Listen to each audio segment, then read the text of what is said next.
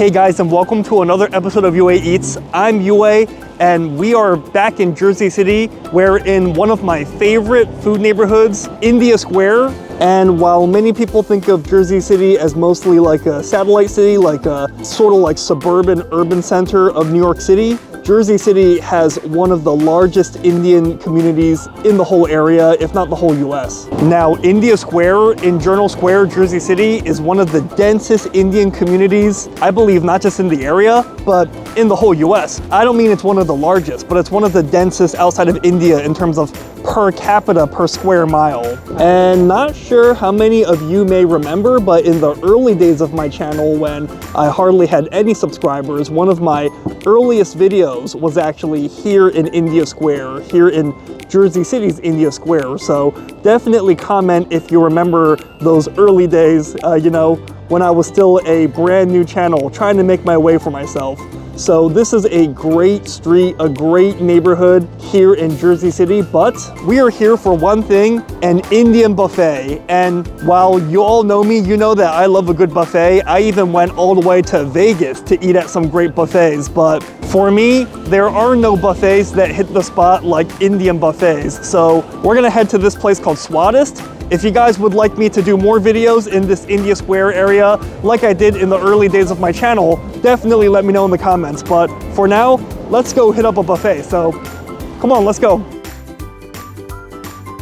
Okay, so we are here at Swadist, and yeah, this is one of my favorite Indian buffets in this area, although there's other good ones too. I also like Rasoi, and these Indian restaurants often feature these weekend lunch buffets, and look, if you're bringing kids, it's only 10 bucks. But 19 bucks, 20 bucks for adults, that's still pretty good for a buffet in general. And I guarantee the food here is gonna be better at most Western buffets. I'm starving, enough chat, more snack.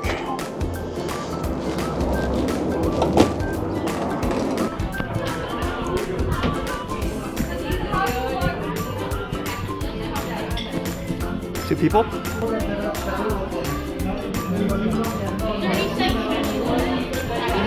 All right, so we just got seated at the buffet, and I don't know, there's not really much else to explain about this place. It's just like any other buffet that you've been to, once you're seated, just get up and go. And just a quick observation of this place, pretty crowded today. I don't always see it quite this crowded, but it's a little bit later in the day, hence, Indian people tend to eat later, I found. So it's actually past 1 o'clock, so I guess this is more peak time as opposed to before when we went at 12 and it was just us. But yeah, they got a decent amount of options, and the world is your oyster for what you want. Pretty nice casual spot, nice and well lit, very, very clean, and very unpretentious and welcoming with lots of loud conversation. Now, a tip that I got from Mikey Chen is always go and sort of scout the place out first and see what you might like. So they are gonna have some standard options like butter chicken, and yeah, definitely gonna get some of this. I love me a butter chicken as much as the next guy, as well as chicken tikkas. They have, sorry, this isn't opening for some reason. But yeah, they have some like tandoori chicken. Sorry, for some reason I can't get it open, but these are sort of like some tandoori chickens on the inside. But then they got some other options as well, like baby goat masala. So this is some goat meat. I don't know how many of you guys are willing to go outside of your comfort zone if you don't often eat goat, but I dig things like goat if they're made into like a stew or a curry such as this. And then what I find interesting about this place is that Chinese food is like all the rage in India now. So there's a lot of Indian, Indo-Chinese options, vegetables with hot garlic sauce. Yeah, as you can see, it's like a kind of like a hot and sour vegetable medley they got going on here. And I can never say no to some noodles, some chili garlic noodles, and it's not looking bad, like a decent chow mein, so I might give this a shot later. So I don't want to hold up the line, so I'm just gonna, quickly run through a few other options and then let's dive in. But quickly want to show you the dessert section here. Ras malai. I was hoping they would have gulab jamun today, but it looks like they don't, because a good gulab jamun can be quite nice. I've never actually had this before. It looks like some sort of like sweet casserole, so let's give this a shot later. And ras malai. Oh yeah. This is basically some pieces of cheese, I believe, made flat and then cooked in like a cream, and it is excellent. So you cannot forget the dessert section at these Indian buffets because the desserts can be quite nice. So enough chat, let's grab a plate and dive in. Paneer biryani, oh yes, please.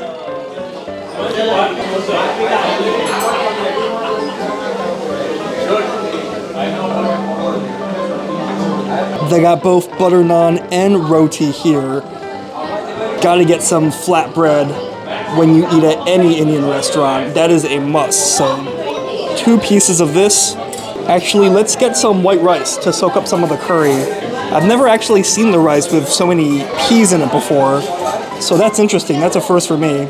Let's get some white rice to soak up some of this curry. Gotta eat vegetables, and palak is spinach, and aloo, I believe, is potato. So, gonna get some spinach. Some nice, mushy, yet delicious spinach. I typically like palak paneer when it has some cheese in it, but I guess potato will have to do. I know some people might not like spinach, they think it looks gross and mushy, but it's always been up my alley. I've always been a big fan. It's the source of Popeye's strength, after all. Butter chicken? Sure, why not? An OG and a classic for a reason. Honestly, sometimes things are cliche for a good reason, so I'm not gonna say no to this. Let's try some of this goat, since this is something that you don't often see every day. So let's try some of this goat. Running out of room on my plate. And then a chili garlic noodles. Let's see their take on Chinese food. And they don't look terrible. At least better than Panda Express, which are not the best chow mein noodles I've had. Unfortunately, I fell victim to the buffet plates that are both heavy and small at the same time, so this is the best I can do, so let's review what we got. All right, we've arrived back at our table with our huge plate of buffet options, and let me show you. And we got quite a lot of food here. Buffets will always use a smaller plate and a heavy plate too to discourage you from getting lots of items. I tried to jam pack as much as I could on the one plate as I could. Let's try a bite of this first, the butter chicken, and see how they do a tried and true. All right, probably the most famous Indian takeout or takeaway food. This and tikka masala.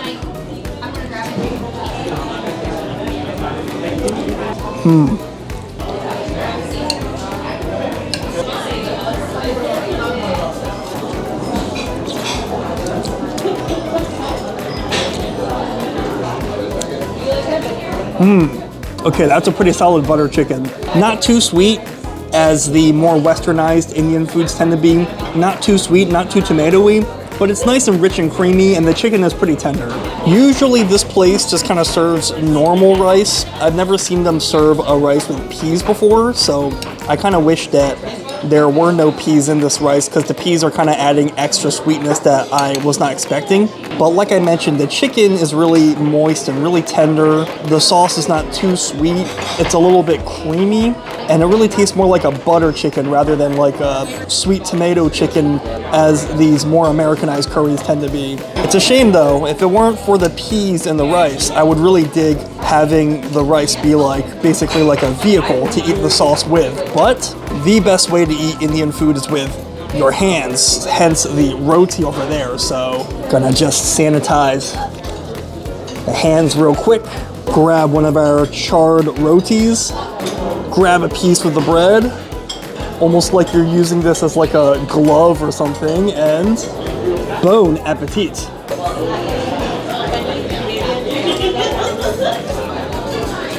And honestly, that's really the way to do it. Just dip and pick up pieces of meat and curry.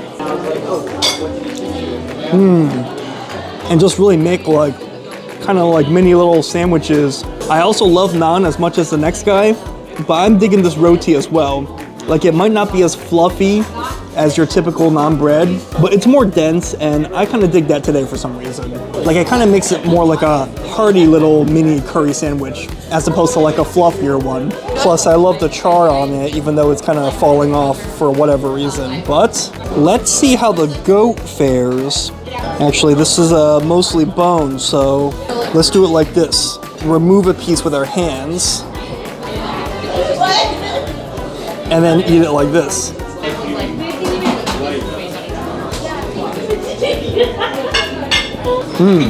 The goat's pretty good. The goat is extremely tender. Like, you would think goat meat would be more tough, you know? You would think that it would be more tough and less tender, hence why it tends to be eaten in stews. They've stewed this goat meat for so long. It is so tender. It's got some fatty bits as well. It's really saucy. The curry sauce they paired with it really pairs well with this kind of protein, as opposed to like a more neutral protein like chicken. Goat on its own has like a stronger flavor, so they paired like a more beefy curry with it, which really goes well. Delicious and saucy, and look at my fingers. I mean, this food it's definitely kind of messy food, but Indian food very much is traditionally eaten with fingers. I've even seen people eat like curry rice and noodles with their fingers at places like this, so.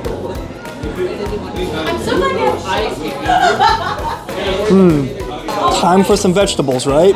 Let's try some of this spinach with potato. A big bite of, you know how I often eat cream spinach on this channel? This is like cream spinach, but with a completely different cultural take on it.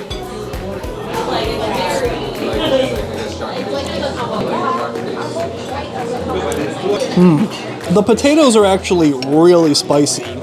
Like, they're really well seasoned, and every bite is like a nice, spicy, soft potato cluster, so to say. It's to the point where I almost wish there was more spinach. I mean, I know it looks like there's a lot. The potato is actually kind of covered underneath, and most bites you'll mostly taste potato and less so spinach. But the spinach is actually really creamy and really smooth and well spiced as well, so.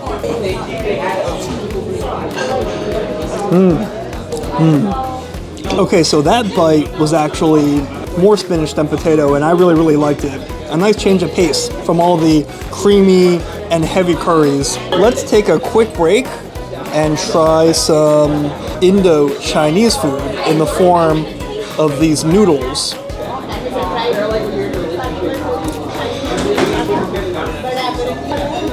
Ooh. Ooh. The noodles are pretty spicy. Ooh, they have a big kick to them. They're spicy, and I like that. I don't mind some heat or some kick, but to be honest, these noodles are not really for me. They're a little bit too soft. You know, they may not look it, but they're a little bit too soft, a little bit overdone, I think. And other than just heat, like spice, I don't really taste much other flavor besides them just being very spicy, so these are not really for me. Gonna clear my mouth of this flavor with some bread real quick. Some nice charred, delicious roti.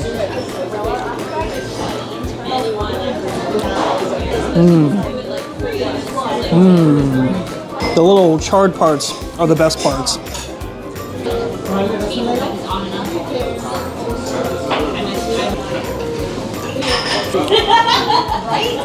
We got a really loud laugher over there, so sorry if that's being picked up on my mic, even underneath my shirt. All right, last, the biryani. A delicious golden Indian rice. Basically like almost an equivalent of Indian fried rice, although it's baked. It's not fried in like a wok. Just look at every individual golden, oily grain of rice, just covered in like spice and oil and deliciousness.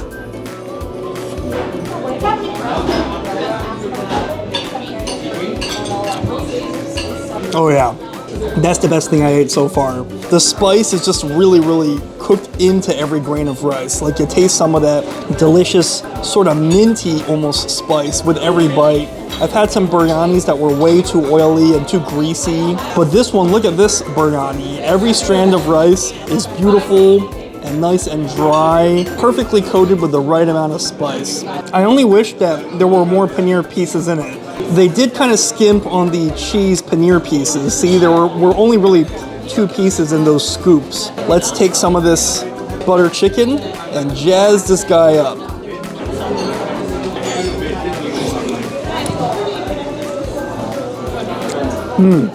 Actually, that worked really well because the sweetness from the tomato-based butter chicken kind of went well with the more spicy, oily biryanis. Let's continue to knock out this delicious golden plate of food.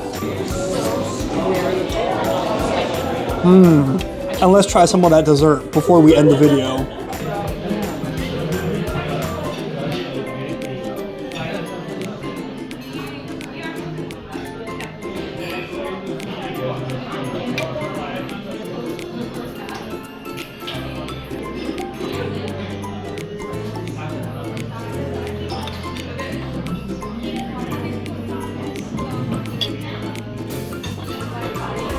All right, as promised, we got our desserts, and we got ras malai.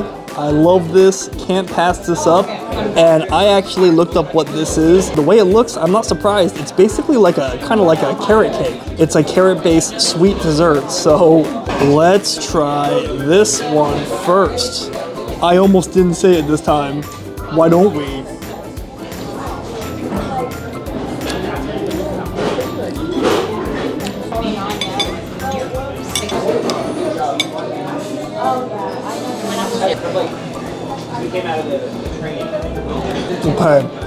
Okay, I really dig this. For some reason, it kind of reminds me of gulab jamun. It kind of has like that similar sweetness from the syrup that they use for that. But you also have a more crunchy texture from the carrots.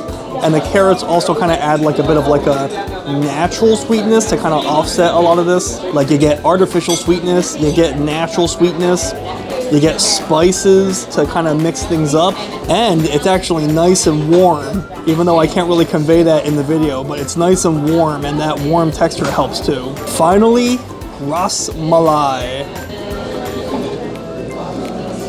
Like a flattened cheese, fluffy cheese cooked in cream.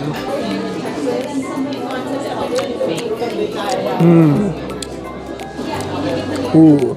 At a lot of Indian restaurants, I find the desserts are way too sweet. Both of these desserts are well balanced and yeah, not too sweet.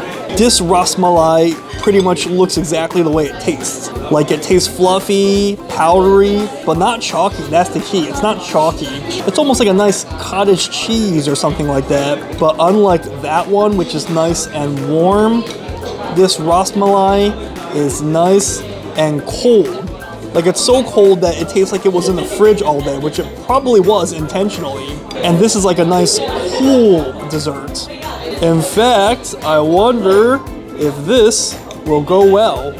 Kind of like how sticky toffee pudding is a cold ice cream with a warm cake. All right.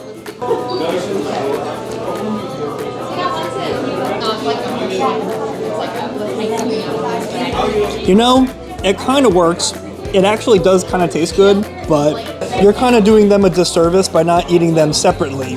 Mixing them kind of takes away what's best about each of them individually, so I wouldn't mix them. But guys, I think that's going to be it for this video. I just wanted to switch things up and kind of change the cuisine a little bit.